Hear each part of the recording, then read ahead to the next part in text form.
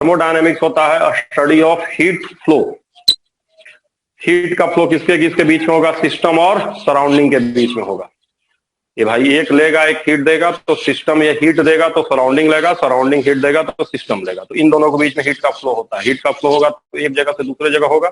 ठीक, अब सिस्टम क्या होता है? क्या होता है system? Which is under observation, which is under observation, मैं लिखा हूं ऑब्जर्वेशन, ऑब्जर्वेशन, ऑब्जर्वेशन, जिसके बारे में हम बात करेंगे, है ना।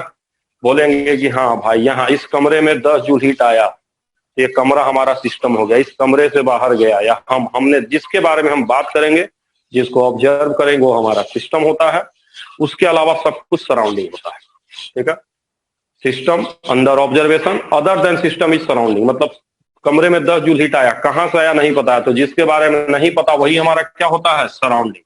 तो सराउंडिंग क्या हो जाएगा? Rest part of universe, part of universe, other than system, other than system. आप लिख लीजिए मैंने क्या लिखा है कि सराउंडिंग क्या होता है? Rest part of universe other than system. System के अलावा जो रेस्ट पार्ट है यूनिवर्स का, उसी को हम लोग सराउंडिंग बोलते हैं। सिस्टम वो होता है जिसके बारे में हम बात करते हैं। ठीक है, तो आप समझ गए होंगे सिस्टम क्या होता है, सराउंडिंग क्या होता है। Rest part of universe other than system is surrounding. अब सिस्टम की अगर हम बात करेंगे, भाई सिस्टम के बारे में हम बात करते हैं।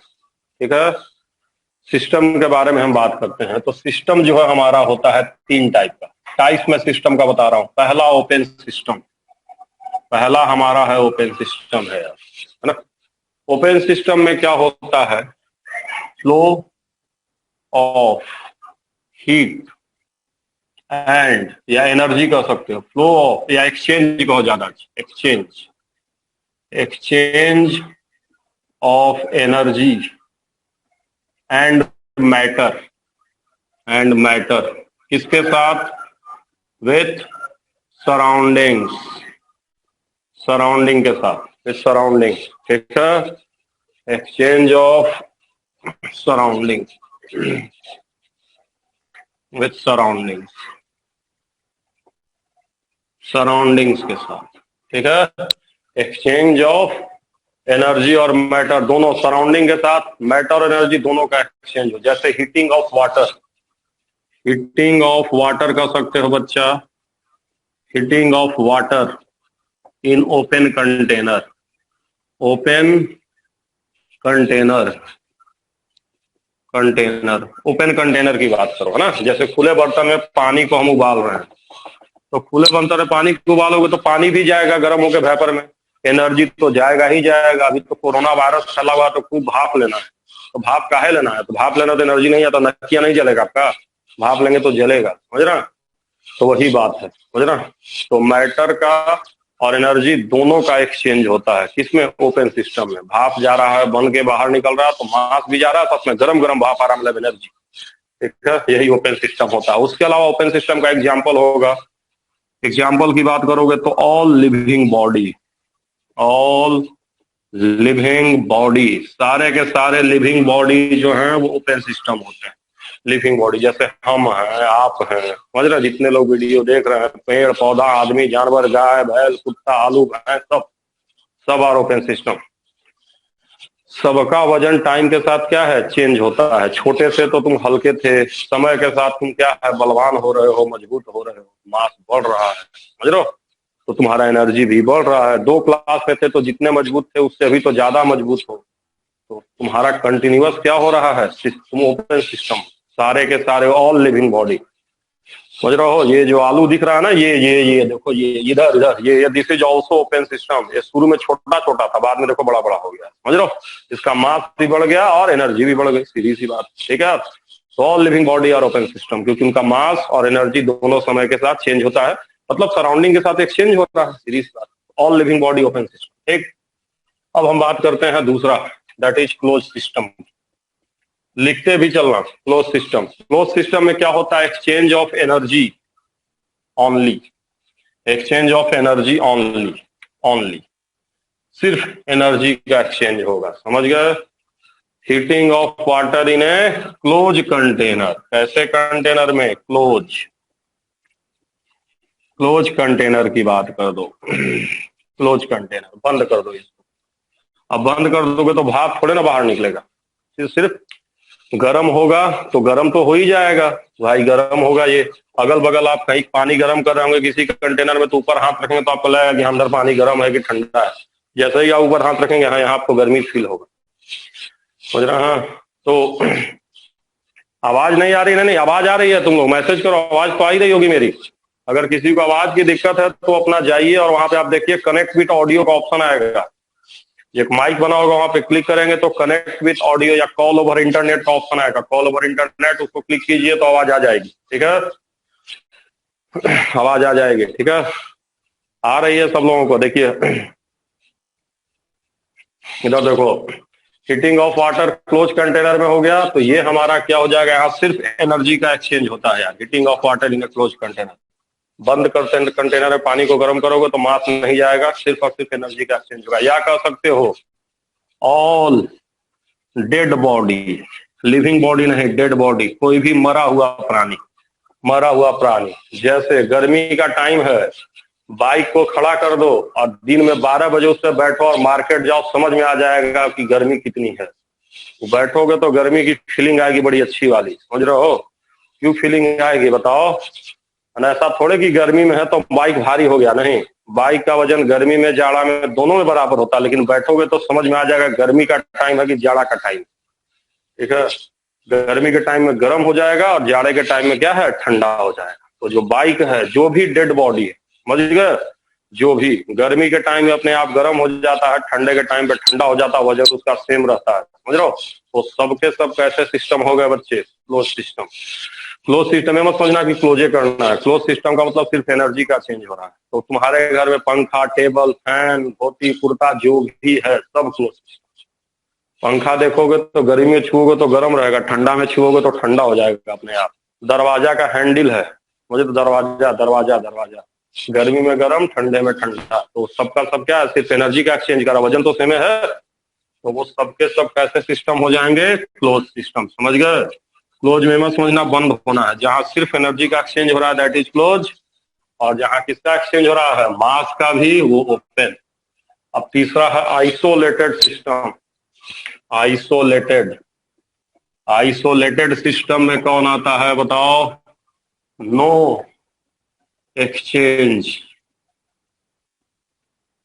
Exchange of energy as well as matter या मास। यहाँ ना तो एनर्जी का एक्सचेंज होता है, ना तो मैटर का एक्सचेंज होता है। जैसे ये थर्मस, ये थर्मस जो ये थर्मस है जिसमें मैं पानी पीता हूँ, देखो इसमें पानी हमेशा गर्म रहता है, ठंडे नहीं होता। तो यहाँ पे क्या हो रहा है, ना तो एनर्जी का एक्सचेंज, ना तो मैटर का एक्सचेंज। थोड़ी की थर्मस का पानी कम हो रहा है, मास भी सेम और एनर्जी भी सेम। तो हम कह सकते हैं कैसा थर्मस, थर्मोफ्लास्क। इसका एग्जाम्पल क्या हो जाएगा, थर्मोफ्लास्क। थर्मोफ्लास्क, थर्मोफ्लास्क जहां पे मास भी ना चेंज हो पाए, कोई ऐसा बर्तन जो थर्मो प्रूफ हो, थर्मोफ्लास्क टाइप का बर्तन। ठीक है, तो टाइप ऑफ सिस्टम आप समझ गए होंगे, ये थ्योरी था। उसके बाद हम लोग को पढ़ना है प्रॉपर्टी के बारे में यार, है ना। जब भी हीट का एक्सचेंज होगा तो सिस्टम की प्रॉपर्टी चेंज हो जाएगी। तो दो तरह की प्रॉपर्टी होती है सिस्टम, प्रॉपर्टी ऑफ सिस्टम। दो तरह की प्रॉपर्टी होती है। पहला होता है intensive property, intensive property. Intensive property क्या होता है बच्चा? इंटेंसिव प्रॉपर्टी वो होता है जहां पे जो मास पे डिपेंड नहीं करता है। इंटेंसिव प्रॉपर्टी क्या होता है, amount independent, amount independent, dependent, amount पे नहीं डिपेंड करता है, अमाउंट इंडिपेंडेंट। तो वो प्रॉपर्टी जो मास पे या अमाउंट पे ना डिपेंड करे उसको हम इंटेंसिव प्रॉपर्टी कहते हैं, अमाउंट इंडिपेंडेंट। जैसे तुम बात करो डेंसिटी की बात करो, डेंसिटी या कंसंट्रेशन की बात करो, कंसंट्रेशन में सब आ गया, मोलालिटी, मोलारिटी, मोल फ्रैक्शन, सब। तो डेंसिटी की बात करो तो पानी, कितना भी पानी ले लो डेंसिटी उसका बराबर रहेगा ना। 1 kg पानी का भी डेंसिटी सेम, 2 kg का भी सेम। वही कंसंट्रेशन की बात करो, कंसंट्रेशन भी सेम होता है। समझ लो, शरबत अब 1 चम्मच पियो चाहे 2 चम्मच पियो, हमेशा उसका कंसंट्रेशन क्या है, बराबर है। ठीक है, डेंसिटी है, कंसंट्रेशन है, टेम्परेचर है, प्रेशर है, समझ रहे हो। टेम्परेचर, प्रेशर, ये सबके सब कैसे हैं, इंटेंसिव है। अब टेम्परेचर की बात करो, जितना इस कमरे का टेम्परेचर उतना ही बाहर का टेम्परेचर। थोड़े कि कमरा के छोटा पार्ट लेंगे तो कम टेम्परेचर, बड़ा पार्ट लेंगे तो ज्यादा टेम्परेचर। अपने बॉडी को देखो, जितना जो तुम्हारे हाथ का टेम्परेचर वही तुम्हारे गले का टेम्परेचर। हर जगह टेम्परेचर क्या तुम्हारा है, सेम। तो टेम्परेचर कैसा है, इंटेंसिव। उस तरह प्रेशर, हर जगह दुनिया में प्रेशर 1 है, चाहे छोटे कमरे में जाओ चाहे पूरे बड़े कमरे में जाओ। ठीक है, तो ये सबके सब कैसे हैं, intensive property. Density, concentration, temperature, pressure, electrode potential. E not जानते हो ना, electrode potential, standard electrode potential. ये सब अमाउंट पे नहीं डिपेंड करता। तो एग्जाम्पल लिख लो, ये सबके सब इंटेंसिव प्रॉपर्टी है, इंटेंसिव प्रॉपर्टी। ठीक है, अब दूसरा हम लोग चलते हैं एक्सटेंसिव प्रॉपर्टी। कहाँ चलेंगे, एक्सटेंसिव, एक्सटेंसिव प्रॉपर्टी दूसरा। अब एक्सटेंसिव प्रॉपर्टी क्या होता है, जो अमाउंट डिपेंडेंट होता है। क्या होता है, अमाउंट डिपेंडेंट, ये अमाउंट पे डिपेंड करता है। ठीक है, अमाउंट डिपेंडेंट है ना, जो जितना ज्यादा अमाउंट है उतना ज्यादा रहेगा। तो जैसे बात करते हैं मास, वॉल्यूम, समझ गए, मास हो गया, वॉल्यूम हो गया। ठीक है, और तुम बात करो एनर्जी, एनर्जी में सब हो जाएगा, इंटरनल एनर्जी, इंटरनल एनर्जी। अभी आगे पढ़े हो गिब्स एनर्जी या Gibbs free energy, free energy, या पढ़े होगे काइनेटिक एनर्जी, पोटेंशियल एनर्जी। जितना भी एनर्जी दुनिया में है सबका सब कैसा प्रॉपर्टी, एक्सटेंसिव। जितना ज्यादा मास उतना ज्यादा एनर्जी है ना। उसके अलावा इसमें आता है इंथैल्पी। इंथैल्पी भी क्या होता है, एनर्जी होता है। इंथैल्पी, इंथैल्पी होता है heat release during chemical reaction, enthalpy है। उसके अलावा इंट्रोपी, इंट्रोपी, एंट्रोपी है ना, हिट कैपेसिटी, हिट कैपेसिटी। लिखो बच्चे, एग्जाम्पल एग्जाम में पूछता है तो जल्दी जल्दी लिख डालो। एक्सटेंसिव प्रॉपर्टी जो अमाउंट पे डिपेंड करता है। ठीक है, एग्जाम्पल हो गया मास, वॉल्यूम, एनर्जी, एनर्जी में सब internal energy, Gibbs energy, kinetic, potential, ये सब तमाशा, इंथैल्पी, इंट्रोपी, हिट कैपेसिटी। ठीक है, ये तुमने लिख लिया होगा। अब मैं इसे मिटा रहा हूं, मैं पूरा पूरा नहीं मिटा रहा हूँ, कुछ कुछ ही मिटा रहा हूँ। अगर तुम लोग को दिक्कत हो रहा होगा, किसी का छूट रहा है तो टर्न से स्क्रीनशॉट ले लेगा, वो बाद में लिखता रहेगा। ठीक है, अब यहाँ इंपॉर्टेंट ध्यान देना है कि ratio of two intensive, extensive to extensive is intensive, intensive. ध्यान रखना है सबको कि दो एक्सटेंसिव का जो रेशियो होता है वो इंटेंसिव होता है। ठीक है, रेशियो ऑफ टू एक्सटेंसिव जो होता है दैट इज इंटेंसिव। इसको मैं मिटा दे रहा हूं, ठीक है ना। जैसे तुम बात करते हो मास, मास कैसा प्रॉपर्टी है बताओ, एक्सटेंसिव। वॉल्यूम कैसा है, चोरवा, एक्सटेंसिव। तो मास बटे वॉल्यूम दोनों को कर लोगे तो क्या हो जाएगा, डेंसिटी। और डेंसिटी कैसा प्रॉपर्टी है, इंटेंसिव। समझ गया कि नहीं समझ गया। तो दो एक्सटेंसिव का रेशियो हमेशा इंटेंसिव होता है, मास बाई वॉल्यूम, है ना।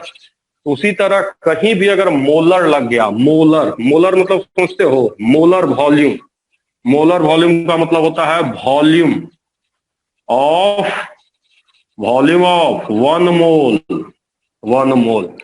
उसी तरह अगर कह देगा कोई मोलर इंथैल्पी, मोलर इंथैल्पी का मतलब हो जाएगा इसका यूनिट किलो जूल पर मोल, मतलब 1 मोल की बात होगी। उस तरह हो गया मोलर इंट्रोपी, तो किसकी इंट्रोपी, 1 मोल की इंट्रोपी, समझ गए। तो कहीं भी आप मोलर हीट कैपेसिटी, देखो हीट कैपेसिटी क्या है, एक्सटेंसिव, लेकिन मोलर हीट कैपेसिटी बोल दिए, जहां मोलर लगा है चोर, इसका मतलब क्या हो गया, पर मोल में बात होगा। तो जैसे मोलर वॉल्यूम क्या होता है, वॉल्यूम ऑफ 1 मोल पर मोल, यानी रेशियो हो गया, ये रेशियो हो गया, इसका यूनिट हो जाएगा लीटर पर मोल। रेशियो है ना, देखो किलो जूल और मोल दो का रेशियो है, पर मोल 1 मोल, यानी अमाउंट 6 हो गया, समझ गए। तो कभी भी चोर बाय अगर मोलर लग गया, वॉल्यूम कैसा property, extensive, molar volume intensive, समझा। एंथैल्पी इंट्रोपी कैसा एक्सटेंसिव अमाउंट पे डिपेंड करेगा, जितना अमाउंट उतना ज्यादा इंट्रोपी उतना ज्यादा एंथैल्पी। बट मोलर एंथैल्पी में कौन फिक्स, मोल फिक्स, या सीधे कहो एक मोल से डिवाइड करने पे आता है, एक मोल के लिए होता है, तो ये इंटेंसिव हो जाएगा। समझे कि नहीं समझे? तो दो एक्सटेंसिव का रेशियो ऑलवेज इंटेंसिव होगा, और मोलर का मतलब होता है एक मोल के लिए, या मोल से डिवाइड करो, एक मोल की बात करो, पर मोल है ना, पर मोल में डिफाइन होता है, पर मोल मतलब रेशियो, पर मोल मतलब रेशियो, इसलिए कैसा प्रॉपर्टी, इंटेंसिव। समझ गए? तो कहीं भी वॉल्यूम पूछेगा तो क्या कहोगे, एक्सटेंसिव, मोलर वॉल्यूम इंटेंसिव। समझ गया ना? ये सब मोलर वाले ये सब कैसे प्रॉपर्टी है, ध्यान देना, इंटेंसिव। मोलर लग गया तो इंटेंसिव प्रॉपर्टी। क्यों हुआ समझ ही गए? जैसे ही दो का रेशियो लिए तो अपने आप इंटेंसिव हो गया। क्लियर हुआ कि नहीं क्लियर हुआ? तो इंटेंसिव एक्सटेंसिव समझ गए होगे आप लोग। अब हम इसको मिटा दे रहे हैं, ठीक है। अब आगे हम लोग पढ़ेंगे तो प्रॉपर्टी ऑफ सिस्टम आप समझ गए। इसके बाद छोटा छोटा दो थ्योरी और है, उसको जल्दी से खत्म करें। इसके बाद आगे हम लोगों को पढ़ना है, चोर हुआ है क्या पढ़ना है हम लोगों को? आगे हम लोगों को पढ़ना है प्रॉपर्टी ऑफ सिस्टम के बाद, है ना, variable of system. Variable of system property क्या होता है समझ गया ना? दो तरह की प्रॉपर्टी, एक मास पे डिपेंड करता है, दूसरा मास पे डिपेंड नहीं करता। तो कोई पूछेगा कि ओपन सिस्टम में क्या होता है, तो ओपन सिस्टम रहेगा तो इंटेंसिव प्रॉपर्टी नहीं चेंज करेगी, क्योंकि उसको मास से मतलब नहीं, लेकिन एक्सटेंसिव प्रॉपर्टी चेंज कर जाएगी ओपन सिस्टम। क्लोज सिस्टम का दोनों सेम रहेगा, क्योंकि मास भी सेम होता है, तो क्लोज सिस्टम का इंटेंसिव एक्सटेंसिव दोनों प्रॉपर्टी सेम रहेगा। ओपन सिस्टम का चेंज करेगा कौन सा प्रॉपर्टी, एक्सटेंसिव प्रॉपर्टी, क्योंकि मास चेंज होता है। ठीक है, चलो खैर, वेरिएबल ऑफ सिस्टम हम पढ़ने जा रहे हैं। तो दो तरह की प्रॉपर्टी अब पढ़ लिए। अब दो तरह का वेरिएबल होता है सिस्टम में, टू टाइप ऑफ वेरिएबल। पहला होता है पाथ वेरिएबल, पाथ वेरिएबल या पाथ फंक्शन भी इसको हम बोलते हैं, पाथ वेरिएबल या पाथ फंक्शन भी इसको बोलते हैं। डंडा लेके लिखा हूं मैं पाथ फंक्शन। अगर कोई आपसे पूछेगा what are variable of system या how many variable of system, तो दो तरह का वेरिएबल, वेरिएबल मतलब जो वेरी करे, चेंज करे। दो तरह से सिस्टम का वेरिएबल होता है, एक पाथ पे डिपेंड करता है और दूसरा किस पे डिपेंड करता है, पाथ पे डिपेंड नहीं करता। तो जो पाथ वेरिएबल होता है या जो पाथ फंक्शन होता है, ठीक है, वो पाथ डिपेंडेंट होता है। पाथ डिपेंडेंट, डिपेंडेंट पाथ पे डिपेंड करता है, अलग अलग पाथ के लिए अलग अलग होगा। समझ रहे हो? जैसे एग्जाम्पल की बात करो, वर्क, ठीक है, हीट, हीट वर्क हो गया, हीट हो गया, ये सब क्या है, हमारा पाथ का फंक्शन है, पाथ पे डिपेंड करता है। या हीट कैपेसिटी या मोलर हीट कैपेसिटी, कुछ भी कर सकते हो, मोलर हीट कैपेसिटी। ठीक है यार, ये सब जो है किस पे डिपेंड करता है, पाथ पे। जैसे काम की बात करो, काम है ना, ये काम किस पे डिपेंड करता है, जरा मुझे बताइए, पाथ पे डिपेंड करता है। ठीक है, बहुत सिंपल सा तरीका है। अगर आपको पानी है, पानी गर्म करना है, पानी गर्म करना है, ये पानी, this is a pani in the बोतल, you want to heat it. पानी को अगर तुम क्या चाहते हो, गर्म करना, एक तरीका है किसी और चीज में गर्म करो और इस थर्मस से भर दो, पानी गर्म रहेगा। दूसरा तरीका कोई चोर समझे, इसमें ठंडा पानी भर के इसी को गैस पे चढ़ा दिए, अब चढ़ाए रहो गैस पे, गर्म नहीं होगा क्योंकि अंदर हीट ज्यादा नहीं करेगा। ठीक है, या कोई किसी को पानी गर्म करना है, पानी भर लीजिए सस्पेन में और ऐसे ऐसे गर्म कीजिए, ऐसे ऐसे ऐसे ऐसे ऐसे, समझ रहा है ना, उसको हिलाते रहिए सस्पेन को ऐसे ऐसे आग पे, अब फिर देखिए 2 घंटा लग जाएगा गर्म करने। समझ रहे हैं? और अगर आपने सस्पेन पे पानी रख दिया किसी चीज में, उसको ढक दिए तो जल्दी गर्म हो जाएगा। तो ढक दिए जल्दी गर्म, खुला छोड़ दिए धीरे धीरे गर्म, और लगे पानी लेके ऐसे ऐसे करने, ऐसे ऐसे आग पे ऐसे ऐसे, तो पता चला 2 घंटा लग गया। तो तरीका चेंज हुआ रे कि नहीं हुआ? ढक दिए एक तरीका, खुला छोड़ दिए दूसरा तरीका, ऐसे ऐसे हिला रहे हैं तीसरा तरीका। ठीक है, तो अगर तरीका चेंज करोगे तो क्या होगा, एनर्जी चेंज हो जाएगा, हीट ज्यादा लगेगा, वर्क ज्यादा लगेगा, चेंज हो जाएगा वर्क, अलग अलग वर्क लगेगा। समझे? तो हीट है, वर्क है, हीट कैपेसिटी है, सब पाथ पे डिपेंड करता है। काम की बात करो, पैदल कहीं चल दिए, ठीक है, और अब एक पैर से कूद कूद के वहीं से वहां जाओ, है ना, कहीं घर से अगल बगल किसी घर में जाओ, दोनों पैर से जाओ और एक पैर से कूद कूद के जाओ। देखो, जैसे ही तुमने क्या चेंज करोगे, मेथड चेंज करोगे, पाथ चेंज करोगे, ज्यादा वर्क करना पड़ेगा। ठीक है, क्लियर हुआ कि नहीं क्लियर हुआ? ज्यादा मन करे तो हाथ से चल के जाओ और ज्यादा वर्क लगेगा। ठीक है, तो सब पाथ पे डिपेंड करता है। ठीक, अब दूसरा मैं डिस्कस कर रहा हूँ स्टेट वेरिएबल। स्टेट वेरिएबल वो होता है मूर्ख, है ना, जो किस पे डिपेंड करता है, पाथ पे डिपेंडेंट की पाथ पे इंडिपेंडेंट। बोल भाई, पाथ पे इंडिपेंडेंट, इंडिपेंडेंट, इनको पाथ से कोई मतलब नहीं है, इंडिपेंडेंट होता है, इंडिपेंडेंट एंड इंडिपेंडेंट होगा ना, इंडिपेंडेंट, पाथ पे नहीं डिपेंड करेगा, ठीक है। पाथ पे इसको कुछ फर्क नहीं पड़ने वाला, जैसे मन करे वैसे जाओ, सेम रहेगा। जैसे तुम बात करो temperature, pressure, volume, enthalpy, enthalpy, entropy, और सबसे इंपॉर्टेंट इसमें है इंटरनल एनर्जी। तीन वो ज्यादा इंपॉर्टेंट है, ध्यान देना। इंटरनल एनर्जी, इंटरनल एनर्जी, ये तीन वो ज्यादा इंपॉर्टेंट है ना। देखो क्या क्या लिखे हैं, इंटरनल एनर्जी लिखे हैं ना, इंटरनल एनर्जी, ठीक है। तो temperature, pressure, volume, enthalpy, internal energy, इन सबको कोई मतलब नहीं है पाथ वाथ से, इनको पाथ से कोई मतलब नहीं है। जैसे मन करे वैसे जाओ, सेम रहेगा। इंटरनल मतलब तुम्हारी अंदर की एनर्जी, तुम्हारे अंदर की एनर्जी है। अब तुम चाहे 2 पैर से जाओ चाहे 4 पैर के जाओ, तुम्हारा क्या, तुम पतले हो जाओगे क्या? कहीं से चल दिए 100 मीटर, कोई 2 पैर पे चला, कोई 1 पैर पे चला, बताओ ज्यादा भारी कौन रहेगा? बराबर रहेगा। तो तुम्हारा बोन की एनर्जी, मसल की एनर्जी, तुम्हारा अंदर की एनर्जी, वो सेम, वही इंटरनल एनर्जी को, समझ गया? या टेम्परेचर, प्रेशर, वॉल्यूम क्या है, सेम रहेगा, उसमें कुछ फर्क नहीं पड़ेगा। ऐसा नहीं कि 2 पैर से चलेंगे तो 1 एटमोस्फियर प्रेशर था और 2 पैर से जगह 1 पैर से चले तो प्रेशर घट के आधा हो गया। प्रेशर सेम रहेगा, तुम्हारा वॉल्यूम भी सेम रहेगा, समझ लो, ठीक है। तो एनर्जी तुम्हारा ज्यादा लगेगा बट तुम्हारा प्रेशर, वॉल्यूम सब कुछ सेम रहेगा, समझे कि नहीं समझे? ठीक है, वो मैं कहना चाह रहा हूँ बच्चा, ठीक है। ये सब पाथ पे नहीं डिपेंड करता। इसको हम कौन सा वेरिएबल, देखो क्या गलत लिख दिए हैं, स्टेट वेरिएबल या स्टेट फंक्शन बोलते हैं इसको। ये पाथ पे नहीं डिपेंड करता। एग्जाम्पल ही इंपॉर्टेंट है, कौन कौन? Temperature, pressure, volume, internal energy, ये सब। उसके अलावा ई नॉट सेल वगैरह, सब जितना ई नॉट सेल वगैरह पढ़े हो, सब के सब कैसे हैं? Path function, sorry state function. ये सब पाथ पे नहीं डिपेंड करता, समझ गए? तो 2 तरह का फंक्शन होता है, ये भी समझ गए होगे, पाथ फंक्शन क्या होता है, स्टेट फंक्शन क्या होता है, ठीक है। अभी अच्छी बात यह है कि जब तुम लोग को मैं म्यूट कर दिया हूं तो तुम लोग बोलोगे नहीं, तो मेरा स्क्रीन गायब होगा नहीं, ठीक है, सिर्फ मेरा ही स्क्रीन दिखाई देगा, ठीक है। अब इसके बाद हम लोग को पढ़ना है हीट एंड वर्क के बारे में। Heat and work, heat and work. तो हीट एंड वर्क क्या है, ध्यान दीजिएगा। ये होता है transfer of energy, transfer of energy है, लिख लीजिएगा, ट्रांसफर ऑफ एनर्जी। या हीट और वर्क जो है वो क्या होता है, जो एनर्जी का ट्रांसफर होता है, तो पढ़ो ना, एनर्जी का ट्रांसफर तो 2 फॉर्म में होता है। किस किस फॉर्म में? हीट और वर्क के फॉर्म। वर्क कैसा ट्रांसफर होता है एनर्जी का? ये होता है वर्क, लिख लीजिए, organized transfer, organized transfer, organized transfer होता है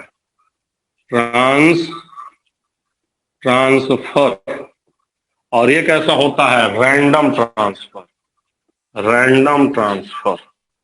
अब तुम कहोगे ऑर्गेनाइज ट्रांसफर, रैंडम ट्रांसफर का क्या मतलब है? तो देखो, ऑर्गेनाइज ट्रांसफर मतलब ये बोतल है, अगर तुम अपना सारा एनर्जी ऐसे लगा के ऐसे रखोगे तब तुम्हारा काम होगा।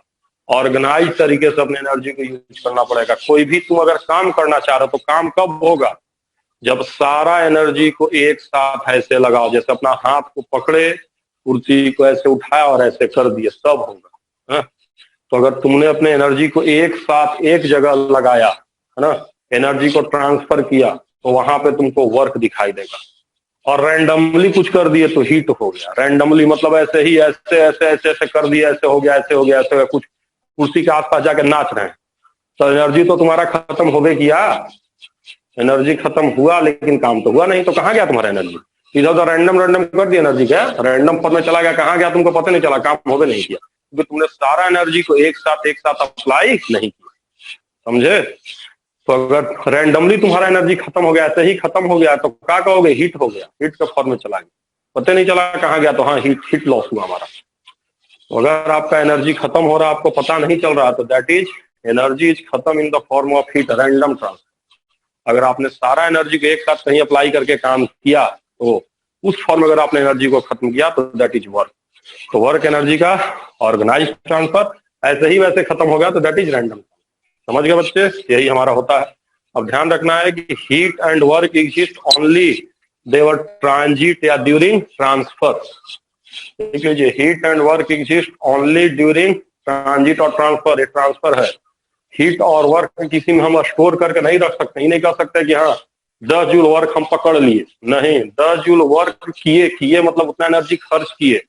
तो जब तक एनर्जी खर्च करेंगे तभी तक वर्क है, जब तक एनर्जी ले रहे हैं तभी तक हीट है। तो हीट क्या होता है, सिस्टम में होता है, सराउंडिंग में होता है, कि ट्रांसफर में होता है? ट्रांसफर में। तो लिख लीजिएगा, हीट एंड वर्क only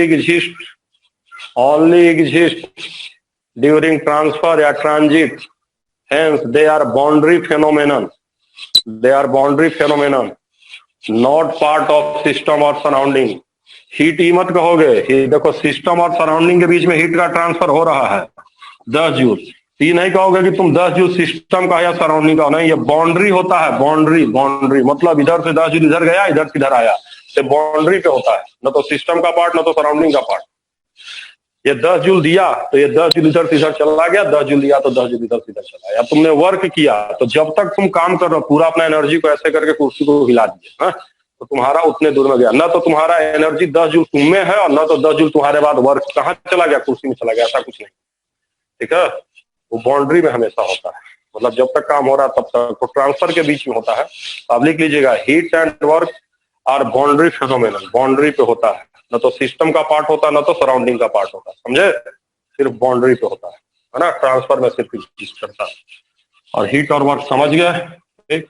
अब देखो, अब आगे हम लोग डिस्कस करने वाले हैं कि आखिर हीट और वर्क होता क्या है, समझ गए। फ्लो किसके बीच में होता है, समझ गए। सिस्टम और सराउंडिंग के बीच में टाइप ऑफ सिस्टम वगैरह क्या होता है, समझ गए।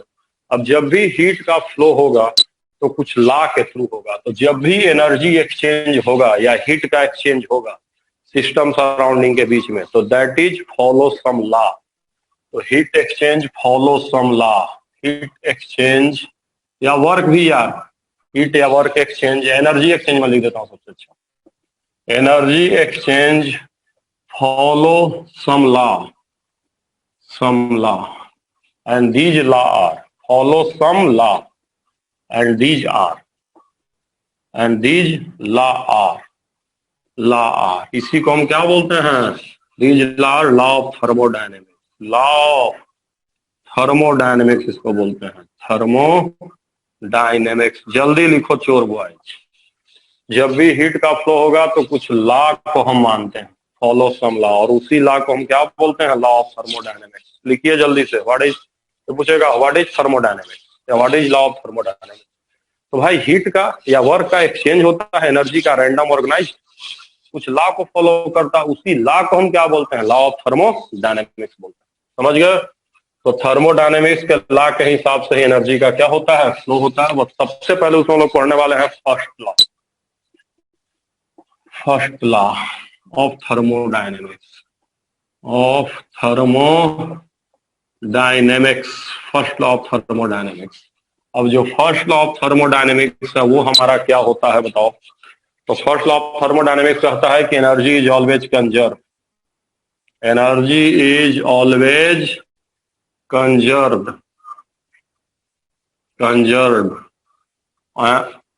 ओनली ट्रांसफर्ड, ऑलवेज कंजर्व्ड है ना, ओनली ट्रांसफर्ड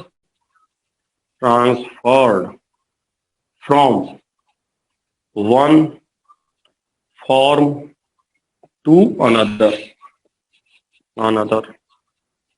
एनर्जी हमेशा क्या होता है, कंजर्व होता है। कंजर्व का मतलब ना तो उसको बना सकते हैं ना तो खत्म कर सकते हैं, तो यही फर्स्ट लॉ है। एनर्जी इज ऑलवेज कंजर्व, आप कह सकते हैं energy is always conserve, neither created not destroyed भी। कुछ लोग कहते हैं energy is always conserve, neither created not destroyed. जरूरत नहीं, ऑलवेज कंजर्व का मतलब हमेशा सेम रहेगा। एनर्जी ना तो बनेगा ना तो खत्म होगा, only transferred from one form to another form, एक फॉर्म से दूसरे फॉर्म में चला जाएगा। हीट से वर्क में चला जाएगा, या एनर्जी काइनेटिक एनर्जी से पोटेंशियल में चला जाएगा, इंटरनल में चला जाएगा, इंथैल्पी में चला जाएगा, लेकिन ना तो बनेगा ना तो खत्म होगा। यही फर्स्ट लॉ होता है, एनर्जी इज ऑलवेज कंजर्व। समझ रहे हो, केवल एक फॉर्म से दूसरे फॉर्म में चेंज होता है। तो ये तो तुम्हारा क्या उसका थ्योरेटिकल स्टेटमेंट। अब हम इसी का पढ़ने वाले हैं मैथमेटिकल स्टेटमेंट। तो मैथमेटिकल स्टेटमेंट क्या होता है, यही मैथमेटिकल स्टेटमेंट है। एनर्जी इज ऑलवेज कंजर्व मतलब देखो यही मैथमेटिकल स्टेटमेंट है, जितना एनर्जी शुरू में उतना ही एनर्जी बाद में, ही होता कंजर्वेशन रे। कंजर्वेशन में क्या बताया चोर, एन इनिशियल बराबर एन फाइनल मोल कंजर, कभी भी इनिशियल बराबर फाइनल, तो मतलब कंजर्वेशन का मतलब होता है जितना शुरू उतना ही बाद में। तो यही फर्स्ट लॉ है, एनर्जी इज ऑलवेज कंजर्व। ये कौन सी एनर्जी है, change in internal energy, change in internal energy है ये, इंटरनल एनर्जी, समझे? अभी तो समझ ही गए होगे चोर हुआ। ये क्या है, हीट एक्सचेंज है, एक्सचेंज किसके किसके बीच में, सिस्टम सराउंडिंग। और ये क्या है, वर्क डन, ये भी किसके किसके बीच में, सिस्टम सराउंडिंग के बीच में। या तो सिस्टम सराउंडिंग पे वर्क करेगा तो सराउंडिंग सिस्टम पे वर्क करेगा, समझे कि नहीं समझे? ठीक है। अगर अभी तुम लोग कट जाओगे चोर हुआ है, कटने के बाद 2 मिनट के बाद दोबारा सेम लिंक से ज्वाइन करोगे, कटने के बाद दोबारा 2 मिनट के बाद सेम लिंक से ज्वाइन करोगे, यही लिंक दोबारा अगेन जिंदाबाद फॉर आफ्टर 2 मिनट। ठीक है, जल्दी लिखो, फट से लिख डालो, यही फर्स्ट लॉ है। डेल्टा यू बराबर क्यू प्लस डब्ल्यू, या चेंज इन इंटरनल एनर्जी बराबर हीट एक्सचेंज प्लस वर्क। मतलब अगर तुम एनर्जी को चाहे कैसे करो, रैंडमली ट्रांसफर करो, चाहे ऑर्गेनाइज ट्रांसफर करो, तो चाहे तो तुम हीट या वर्क के फॉर्म में जो भी एनर्जी का ट्रांसफर करोगे कहां पे जाएगा, तो तुम्हारे इंटरनल एनर्जी में चेंज के बराबर। जो तुम्हारे इंटरनल एनर्जी में चेंज हुआ, जैसे तुम्हारे अंदर कोई एनर्जी कुछ चेंज हो गई, तो क्यों एनर्जी चेंज हुई, कि भाई तुम्हें एनर्जी मिला।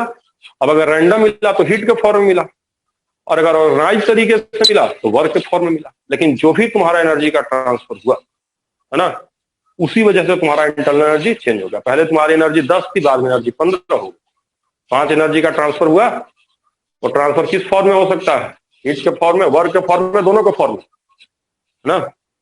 लेकिन अगर 5 का तुमको क्या हुआ, एनर्जी तुम्हारी चेंज हुई है, तो पक्का 5 एनर्जी बाहर से आई होगी, या तो हीट के फॉर्म में, या तो वर्क के फॉर्म में, या दोनों में थोड़ा थोड़ा। यही है फर्स्ट लॉ ऑफ थर्मोडायनेमिक्स, बस यही बोलता है फर्स्ट लॉ, कि जो भी आपके इंटरनल एनर्जी में चेंज है वो हीट और वर्क के जोड़ के बराबर, कुछ हीट में आया कुछ वर्क में आया, दोनों को जोड़ दिए तो टोटल चेंज आ गया। समझ गया, मिटा दूं, यही है। अब देखो कुछ साइन कन्वेंशन है जो हम लोगों को याद रखना है, साइन कन्वेंशन है जो याद रखना है। तो मैथमेटिकल स्टेटमेंट आपने देख लिया, जल्दी से साइन कन्वेंशन लिख लीजिए भाई, sign convention, sign convention, convention लिख लीजिए, साइन कन्वेंशन। साइन कन्वेंशन आपको याद रखना है, work done by system, done by system, ये हमारा होता है निगेटिव, लिख लीजिए, work done by system. System work करेगा मतलब expansion, expansion. Work done by the system का मतलब क्या होता है, एक्सपेंशन। सिस्टम, अगर साइन कन्वेंशन मैं आपको पढ़ा रहा था, साइन कन्वेंशन, तो ध्यान दीजिए, साइन कन्वेंशन मैंने सबसे पहला क्या बताया था, work done by the system या एक्सपेंशन। अगर एक्सपेंशन हो रहा है या सिस्टम वर्क कर रहा है तो उसको निगेटिव लेना है। Work done on the system या कॉन्ट्रैक्शन, वॉल्यूम घट रहा है, वॉल्यूम घट रहा है, तो उसको पॉजिटिव मानना है। मतलब सिस्टम पे वर्क हो गया, वॉल्यूम घट गया, मतलब पॉजिटिव मानना है। हीट गिवन बाय सिस्टम, अगर सिस्टम हीट दे रहा है, जैसे एक्सोथर्मिक प्रोसेस में हीट रिलीज होता है, उसको एक्सोथर्मिक प्रोसेस में हीट रिलीज होता है तो उसको हम निगेटिव मानते हैं। कभी भी सिस्टम देगा, सिस्टम जैसे बोलेगा heat given by system 10 joule, तो तुम समझना -10 जूल बोल रहा है।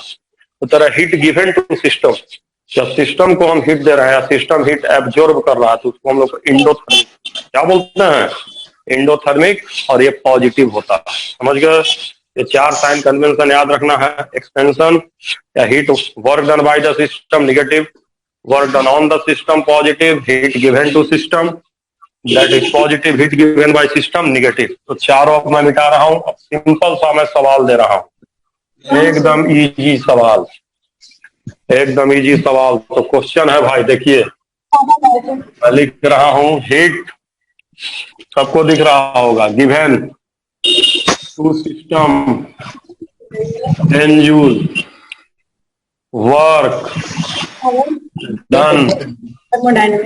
डन ऑन सिस्टम 5 जूल, बोलो मत, heat given to system 10 joule, work done on system 5 joule, find delta U. Delta U बताना है चोर भाई, चलो जल्दी से सोल्व करो, जल्दी से सोल्व करो, कैसे होगा बताओ, बताओ।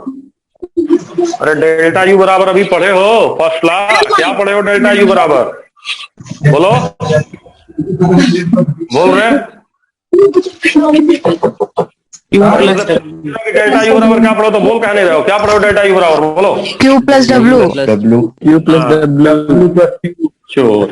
तो डेल्टा ऐसी चोर जैसा क्या क्या बोलेगा, जब पूछ रहे नहीं बोलेगा। डेल्टा यू बराबर क्यू प्लस डब्ल्यू। अब देखो ये क्यू को क्या लेंगे, क्यू को क्या लेंगे? Heat given to system.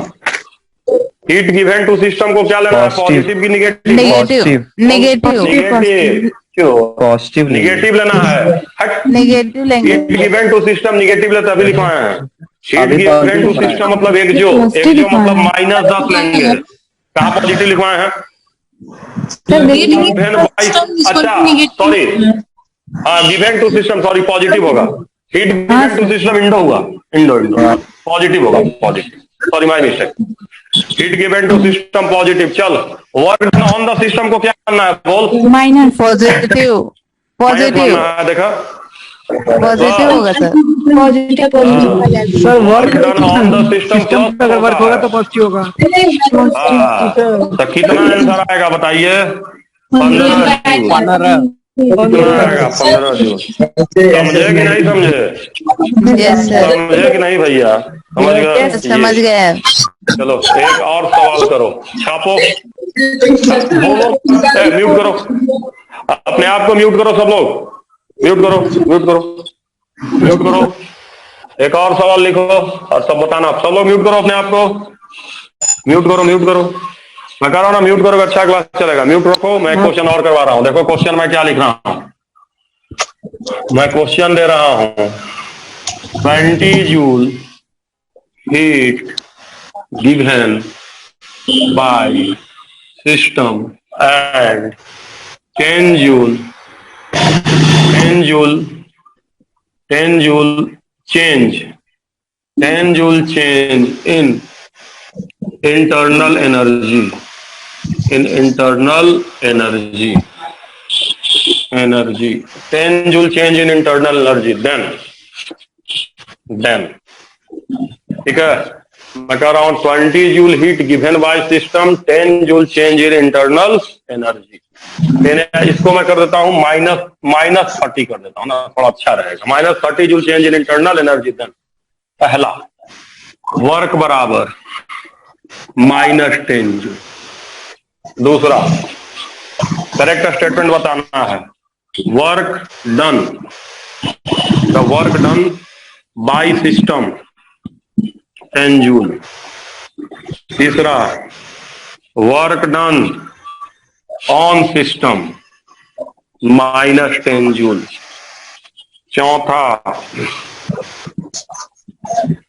All. चलो भाई क्वेश्चन दिया है 20 joule heat given by system and -30 joule change in internal energy, then work minus. सब लोग अपने आप को म्यूट करो, सब लोग म्यूट करो पहले अपने आप को, तुम लोग बड़ा डिस्टर्ब करते हो। क्यों म्यूट करो ना, म्यूट नहीं करोगे तो दिक्कत होगी ना यार। हर्ष जायसवाल है, हर्ष जायसवाल है। म्यूट करो सब लोग, हर्ष बदमाशी मत करो। चलो सबको मैंने म्यूट कर दिया। म्यूट करने में क्या दिक्कत है? म्यूट करेगा तो अच्छा से दिखाई देगा, सुनाई देगा सबको।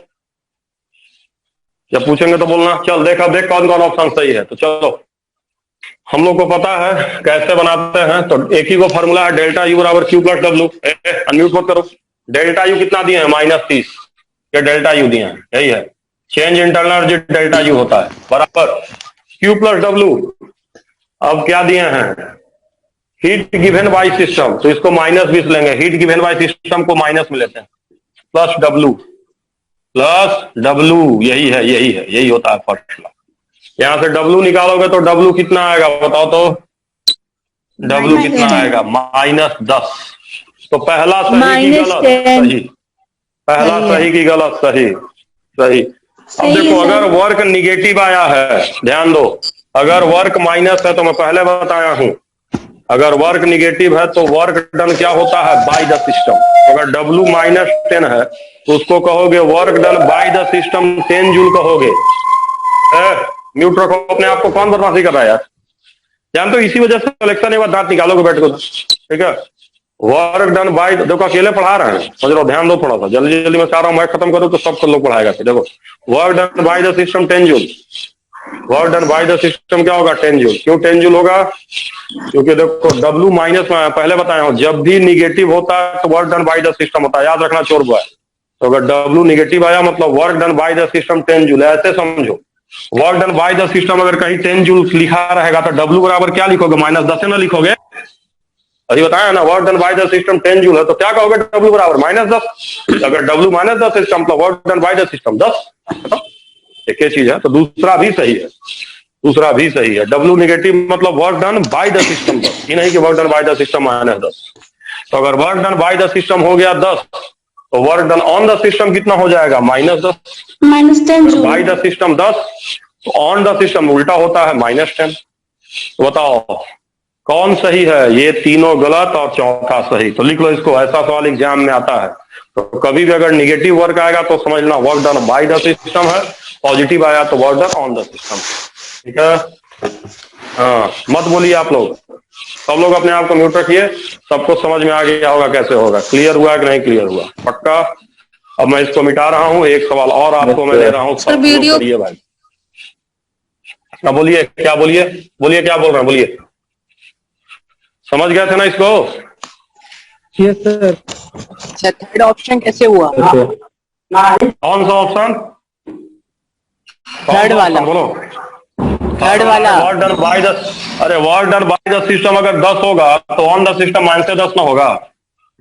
बोलो, अगर वर्क आ गया निगेटिव सीधो कहोगे work done by the system 10 तो ऑन द -10 तो उल्टा होवे करता है, क्या टेंशन है? उसमें कोई दिक्कत नहीं है, समझ गए? एक आ गया तो दूसरा अपने आप निगेटिव होगा, समझ गए?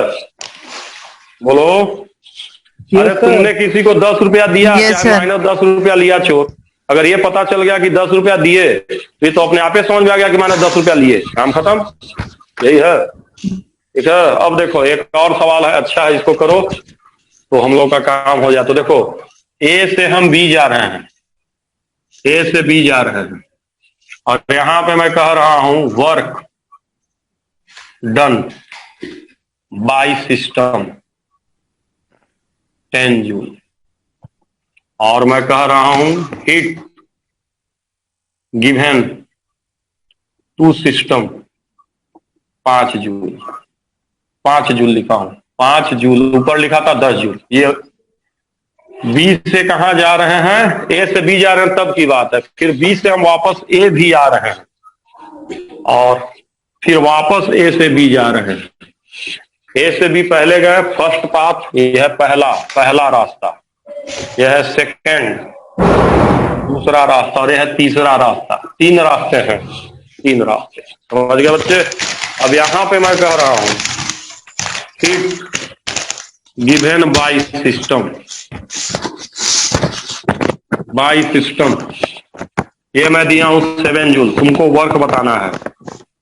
और यहां पे मैं कह रहा हूं work on system, work done on system, done on system, ये मैंने दिया है 8 joule.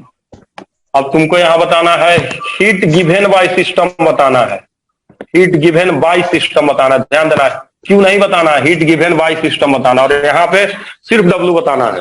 Work done by the system on the system नहीं पूछा हूं, सिर्फ W पूछा हूं। और यहाँ मैं तुमसे पूछ रहा हूं, क्यों नहीं पूछ रहा हूं, क्यों गिवन बाय सिस्टम पूछ रहा हूं, यानी यहाँ साइन कन्वेंशन के साथ पूछ रहा हूं, यहाँ डायरेक्ट पूछ रहा हूं। और यहाँ मैंने तुमको ये दिया है, ये दिया है, क्या दिए हैं? जब हम ए से बी जा रहे हैं तो work done by the system 10 joule दिए हैं, और heat given to system 5 joule दिए हैं। एक बार दिए हैं, ए से बी जाने का दिए हैं, बी से ए आते समय वर्क पूछ रहे हैं, और फिर ए से बी जाते समय तुमसे हीट पूछ रहा है, लेकिन अलग रास्ता है, रास्ता अलग है। तो देखो कैसे बनाएंगे इसको। सबसे पहले तुम निकालो डेल्टा यू, डेल्टा यू निकालना पड़ेगा। अब डेल्टा यू किसका किसका निकालोगे? ए से बी जा रहे हो तुम डेल्टा यू ए बी निकालो, -5 डेल्टा यू ए बी, पहले डेल्टा यू निकालो भाई ए से बी का। तो work done by the system क्या जूल है? बोलो, 10 जूल है। तो वर्क डन अगर बाय द सिस्टम 10 है तो उसको क्या लेंगे? माइनस, बोलो -10 मेरी बात, बोलो मत भाई, वीडियो हट जा रहा है कुछ लोग का। चलो चुप रहिए, चुप रहिए, चुप रहिए, मत बोलिए, चुप चुप चुप चुप। तो work done by the system है तो -10। हीट गिवन टू सिस्टम है तो गिवन टू सिस्टम पॉजिटिव, तो ये हो गया 5 + 5, मतलब कितना आ गया -5। तो डेल्टा यू ए भी हो गया -5। अब इस बार हम कहां से कहां जा रहे हैं, थोड़ा ध्यान दीजिए भाई। डेल्टा यू पाथ पे नहीं डिपेंड करता, लेकिन इस बार हम ए से बी नहीं आ रहे हैं, हम बी से आ रहे हैं। इस बार हमें कौन सा चाहिए, डेल्टा यू बी ए चाहिए, बी ए बी नहीं बी ए। तो डेल्टा यू बी ए क्या हो जाएगा, +5। ये मत कहना कि चेंज हो गया, ए से बी का 5 तो बी से ए का +5, समझे। तभी पाथ पे डिपेंड नहीं करेगा, इधर -5 इधर +5, तो वापस आएंगे तो 0, मतलब यहां से गए -5 इधर +5, मतलब वापस वहीं आ गए तो 0। इसका मतलब पाथ पे डिपेंड नहीं किया। जैसे डिस्प्लेसमेंट की बात करो, डिस्प्लेसमेंट पाथ पे नहीं डिपेंड करता, गए और घूम के वहीं चले आए तो फिर वो 0 हो गया।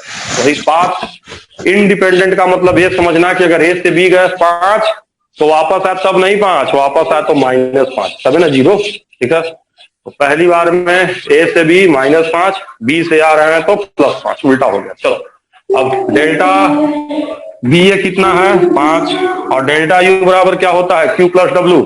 Q कितना दिए हैं, Q गिवन बाय सिस्टम है, तो गिवन बाय सिस्टम को क्या लेते हैं, नेगेटिव। ये हो जाएगा -7 + W, तो यहाँ से W निकालना है। तो दिस इंप्लाइज दैट W की वैल्यू कितनी आ जाएगी, 12 जूल, 12 सीधे W आ गया।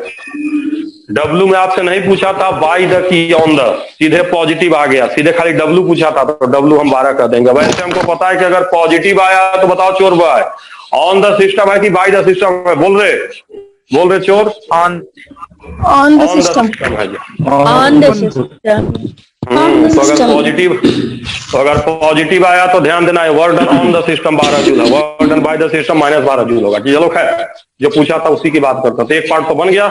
अब ऊपर वाले पार्ट पे चलते हैं, ऊपर वाले पार्ट, नीचे वाला मिटा दूं मैं। अब नीचे वाला मिटा, बोलो मिटाएं, बोलो जी। हाँ सर, मिटा दीजिए। देखो ए से बी का -5 तो बी से ए का +5, और वहां से हमने इसको बना लिया। ठीक, ये हमारा हो गया था, हमने निकाल लिया, हमारा आ गया। ठीक है, फिर से ध्यान रखो भाई, है ना। तो देखो इस बार हमने क्या निकाला था, यहाँ पे याद ही होगा तुम लोगों को, डेल्टा यू ए बी क्या निकाले थे, -5। इस बार भी कहां से कहां जा रहे हैं बताओ, ए से बी की बी से, ए से बी ए जा रहे हैं, तो यहाँ पे भी यही होगा, delta U A B. Delta U A B क्या लेंगे हम, -5 ही लेंगे। और मैं पहले बता चुका हूं कि डेल्टा यू पाथ पे नहीं डिपेंड करता है। ए से बी का चाहे सीधे जाओ, चाहे टेढ़े जाओ, चाहे कूद के जाओ, हर बार डेल्टा यू क्या रहेगा, सेम, कैसे भी जाओ। अगर ए से बी गए हो तो हमेशा डेल्टा यू सेम रहेगा, क्योंकि किस पे डिपेंड करता है, इनिशियल एंड फाइनल, पाथ से नहीं, ओनली इनिशियल एंड फाइनल। तो लिख लेना, delta U depend only on initial and final position, not on path और इंटरमीडिएट पोजीशन। पाथ का मतलब इंटरमीडिएट, बीच बीच में कौन है उससे कोई मतलब नहीं। लिख लो सब लोग, इंटरनल एनर्जी डिपेंड ऑन, या चेंज इन इंटरनल एनर्जी, या डेल्टा यू लिखो, delta U depend only on initial and final position, not on intermediate position. Intermediate मतलब बीच में कैसे गए, मतलब कौन रास्ते से गए उससे कोई मतलब नहीं। रास्ता चेंज होगा तो बीच वाले मिलेंगे ना अलग अलग लोग, तो इंटरमीडिएट पोजीशन पर नहीं डिपेंड करता। सब लोग लिख लीजिए, delta U independent of intermediate position. ठीक है, चलिए, तो डेल्टा यू ए भी वही रहेगा भाई, कितना रहेगा, -5 ही रहेगा। कौन सा पार्ट मैं बना रहा हूं, ये वाला। और work done on the system कितना दिए हैं, 8, तो 8 लिखेंगे। ऑन द सिस्टम को हम क्या लेते हैं, पॉजिटिव 8, प्लस क्या लिखेंगे, क्यू हिट तो हमको पता नहीं है, हमने लिखा work delta U A B, कोई भी रास्ते से गए सेम रहेगा। अगर इधर से -5 इधर ही -5 आ गया, 8 लिख दिए, ये W को लिख दिए। अब Q निकालना है, Q कितना आएगा, यहाँ से सोल्व कीजिए भाई, -13 आया, बोलिए। तो अगर माइनस में आया तो ये क्या आया, हीट गिवन ऑन सिस्टम की बाय सिस्टम, जल्दी बताओ। By system. हाँ, तो माइनस में आया, इसका मतलब ये बाय सिस्टम आया, बाय सिस्टम। तो इसका मतलब कहोगे क्या, हीट गिवन बाय सिस्टम क्या कहोगे, -13 की +13, बताओ। 13 प्लस 13। 13 कहोगे, +13। कीमत का नाम -13। माइनस को प्लस में लाने के लिए ही साइन कन्वेंशन बताते हैं, समझ रहे हो। तो अगर Q -13 आया है मतलब कहोगे हीट गिवन बाय सिस्टम +13 कहोगे। समझे कि नहीं समझे। अगर प्लस में आता तो सीधे कहते heat given to system +13। Plus आता तो टू सिस्टम प्लस में आएगा, माइनस में आएगा तब भी उसको प्लस में लिखना है। कैसे? बाई करके। तो आंसर आएगा +13। क्लियर हुआ कि नहीं क्लियर हुआ? कि कोई डाउट है? बोलो बोलो। क्लियर हो गया सर, हो गया क्लियर हो गया? Yes sir. पक्का? Yes sir. चलो जी सर। सुनो अब।